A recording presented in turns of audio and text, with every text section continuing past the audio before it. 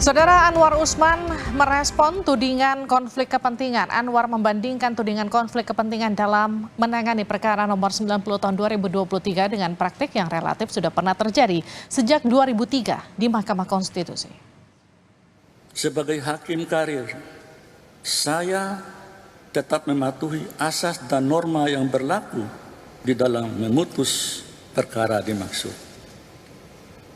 Terkait dengan isu konflik kepentingan, conflict of interest. Sejak era kepemimpinan Profesor Jimli Asyidiki dalam putusan nomor 004 garis miring PUU garis datar 1 garis miring 2003. Jadi sejak zaman Prof. Jimli mulai tahun 2003 sudah ada pengertian dan penjelasan mengenai konflik of interest. Majelis Kehormatan Mahkamah Konstitusi mencopot Anwar Usman dari jabatannya sebagai Ketua Mahkamah Konstitusi. Anwar terbukti melakukan pelanggaran berat dengan sengaja membuka ruang intervensi dan melanggar kode etik hakim. Selain mencopot Anwar Usman dari jabatannya sebagai Ketua MK, Majelis Kehormatan MK juga memutuskan Anwar Usman tak boleh terlibat dalam sidang sengketa pemilu. Anwar juga tak boleh mencalonkan diri kembali saat pemilihan Ketua MK yang akan segera dilakukan. Dari 3 orang Majelis Kehormatan MK, ada pendapat berbeda atau dissenting opinion atas sanksi yang dijatuhkan kepada Anwar Usman. Anggota Majelis Kehormatan MK, Bintar Saragi, menyebut seharusnya Anwar diberi sanksi pemberhentian tidak dengan hormat karena dinyatakan melakukan pelanggaran berat. Saudara Hakim Konstitusi Anwar Usman menyatakan pantang mundur sebagai hakim usai disanksi Majelis Kehormatan MK. Anwar dicopot sebagai Ketua MK karena terbukti melakukan pelanggaran berat terhadap kode etik hakim. Anwar Usman merasa sudah difitnah dan disudutkan berbagai pihak. Ia pun menyatakan pantang mundur sebagai Hakim Konstitusi. Pada Selasa kemarin, Majelis Kehormatan MK menjatuhkan sanksi untuk Anwar Usman. Hal ini terjadi khususnya akibat benturan kepentingan dalam uji perkara nomor 90 tentang syarat usia Capres-Cawapres.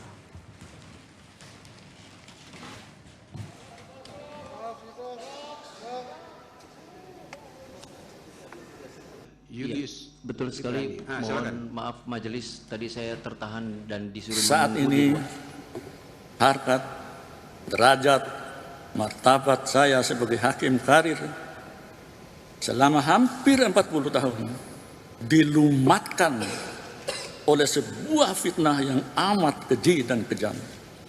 Tetapi saya tidak pernah berkecil hati dan pantang mundur dalam menegakkan hukum dan keadilan di negara tercinta. Majelis Kehormatan Mahkamah Konstitusi mencopot Anwar Usman dari jabatannya sebagai Ketua MK. Apakah putusan ini sudah maksimal? Apakah pencopotan ini bisa jadi upaya bersih-bersih dan apa dampaknya bagi MK? Kita akan bahas bersama mantan Hakim MK Marwarar Sihaan. Pak Marwarar, selamat malam. Selamat malam, selamat malam. Ada juga pakar hukum tata negara Denny Indrayana. Pak Denny, selamat malam. Selamat malam, Mbak. Apa kabar? Kabar baik. Saya ke Pak Marwarar dulu, Pak Denny ya. Pak Marwarar, Pak Anwar Usman sudah dicopot, tapi Anda minta dia mundur. Apa dampaknya kalau Anwar Usman masih di MK memang?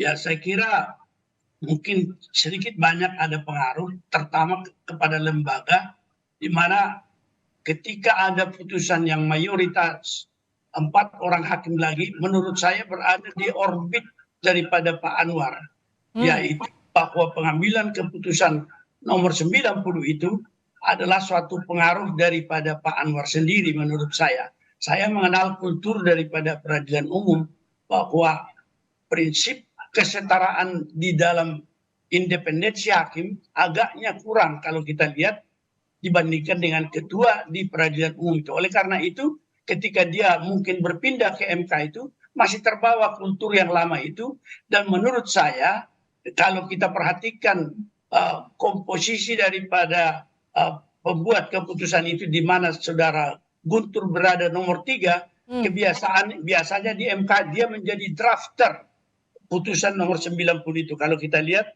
susunan daripada majelis hakim itu, Guntur nomor 3 menurut saya dia menjadi drafter.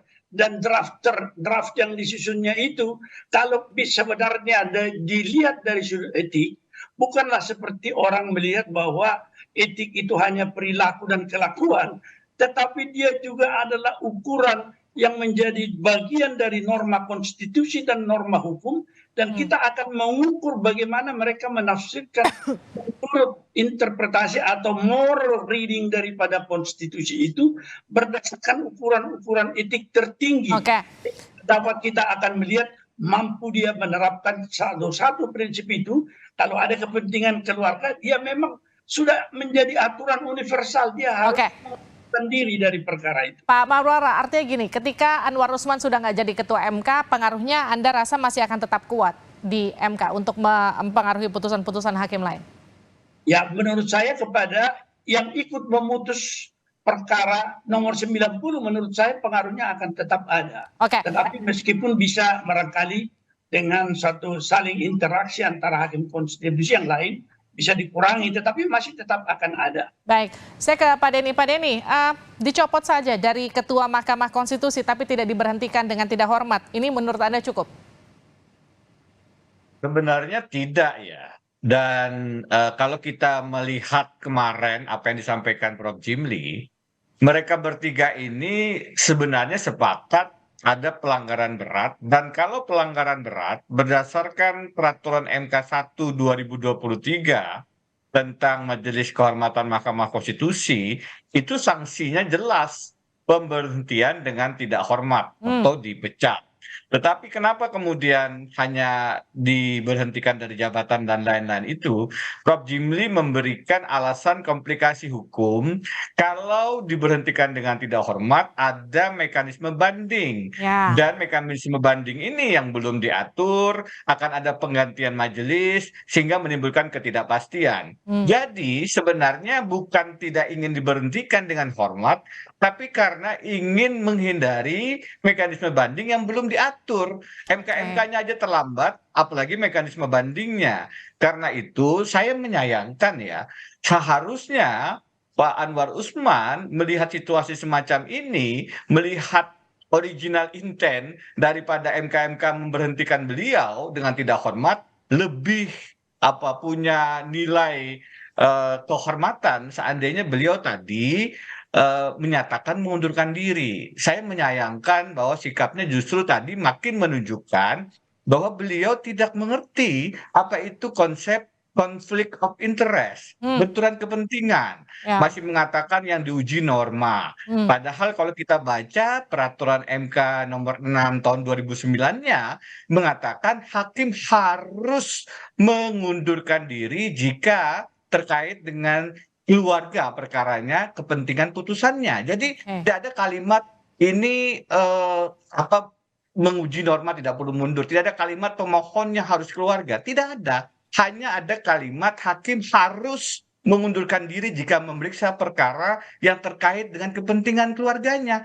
Itu sudah sangat clear mestinya. Bagi seseorang yang punya karakteristik negarawan, dia harusnya bisa mengerti bahwa ini adalah konsep universal yang dikenal dengan istilah judicial disqualification, recusal, asasnya juga sangat banyak, di Bangalore Principle yang universal itu diakui. Dari bahwasannya Hakim Konstitusi Anwar Usman masih tidak paham soal ini dan masih kemudian merasa difitnah dan lain-lain, makin menunjukkan bahwa memang putusannya itu semestinya jika normal, jika aturannya sudah lengkap, ya mestinya dipecat. Oke, jadi seberapa besar memang pengaruhnya Pak Denny kalau memang Pak Anwar memang pada akhirnya tidak akan mundur dari Mahkamah Konstitusi? Ya, dalam peristiwa-peristiwa selanjutnya, dalam putusan-putusan selanjutnya akan menjadi beban menurut saya ya. Meskipun kan sudah ditarik dari perkara-perkara pemilu. Tetapi tetap saja kemudian akan publik melihat ini ada hakim yang sudah diberi sanksi pelanggaran berat, tetapi kemudian tidak dipecat semata-mata bukan karena kesalahannya lebih rendah, tapi karena aturannya yang tidak memungkinkan. Karena itu menurut saya ini akan menjadi beban bagi MK. Tapi kalau Pak Dini, Semestinya Pak Anwar mundur karena tidak membebani Mahkamah Konstitusi. baik, ini kan kalau menurut prediksi Pak Mahfud sebelumnya ini kan dianggap justru melampaui prediksi beliau bahwa dianggap mungkin ini hanya akan dikenakan sanksi, tidak dicopot dari posisi Ketua MK dan juga tidak dibebas tugaskan di sengketa-sengketa pemilu. Menurut Anda justru putusan ini apakah sudah cukup atau justru anti klimaks?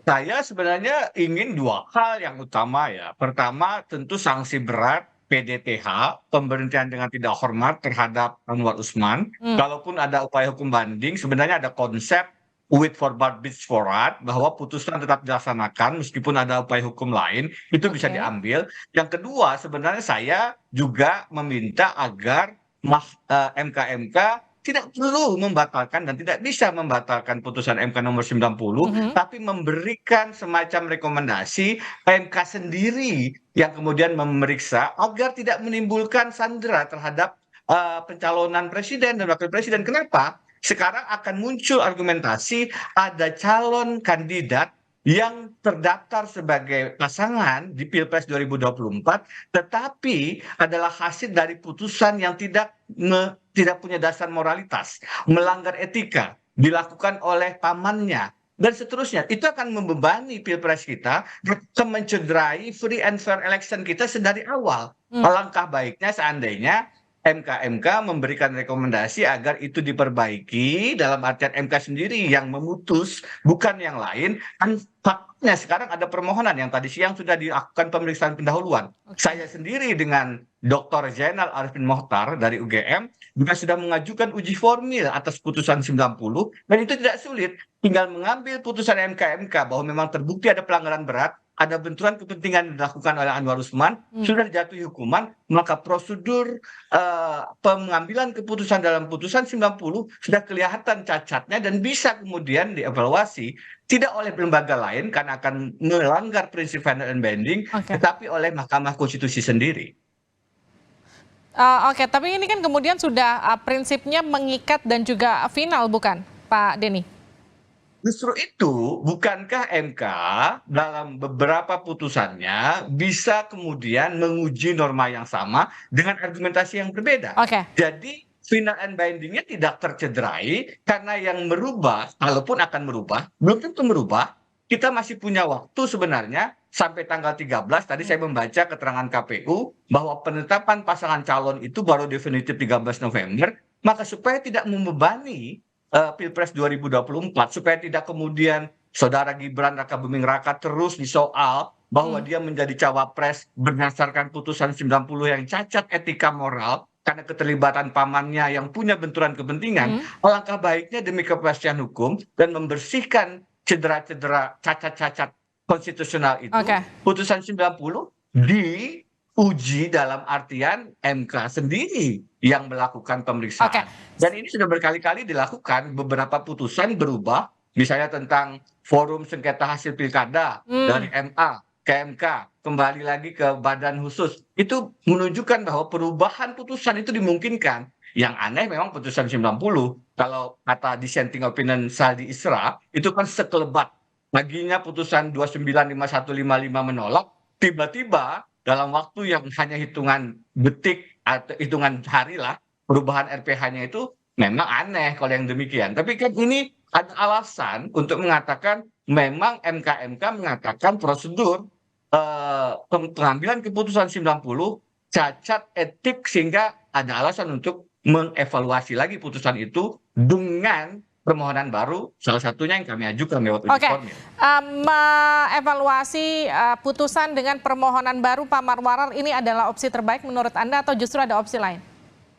Ya, saya kira ini salah satu pemecahan, karena memang banyak yang berpendapat undang-undang kekuasaan kehakiman tentang ini, bahwa kalau hakim tidak mengundurkan diri dari perkara di mana dia punya kepentingan, maka putusan itu cacat. Di undang-undang kekuasaan kehakiman disebutkan harus segera diperiksa dan diputus perkara itu lagi, tetapi dengan majelis yang berbeda.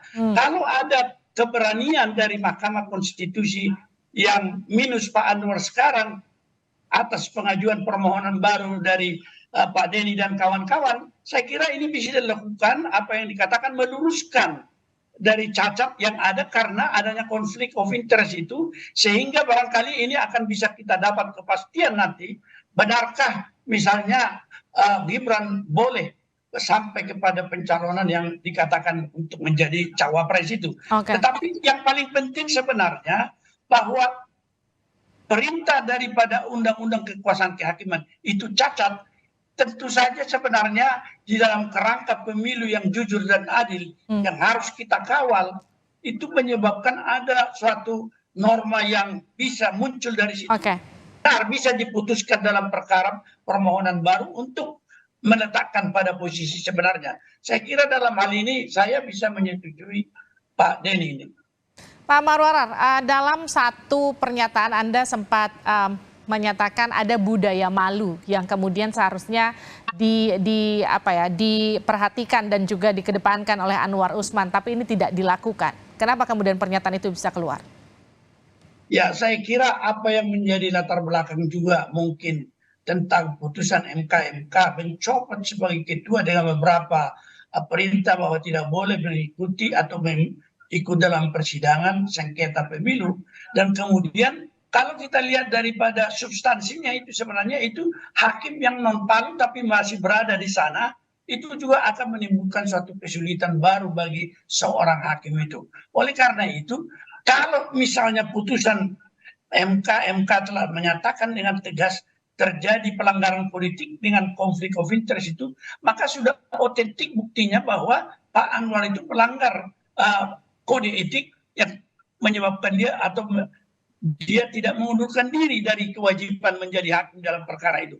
Oleh karena itu menurut saya, meskipun ada masalah teknis lain yang terpikir di dalam implementasi atau eksekusi putusan MK yang sulit, mungkin itu strategi daripada MK supaya bisa segera, di samping tadi alasan teknis tentang soal banding, tetapi juga pembuatan keputusan itu tetap juga akan disampaikan kepada Presiden. Tentu di sini akan ada mungkin yang dipikirkan oleh Pak Jimli dan kawan-kawan, tetapi lepas daripada itu, tentu saja suatu putusan yang sudah menyatakan, seorang hakim sudah menyatakan, melanggar prinsip itu, kalau dia tidak dipecat dengan hormat yang menjadi sebenarnya muatan daripada norma pelanggaran itu, maka saya kira kalau kita memiliki suatu shame culture, ya kita harus mundur saja kan.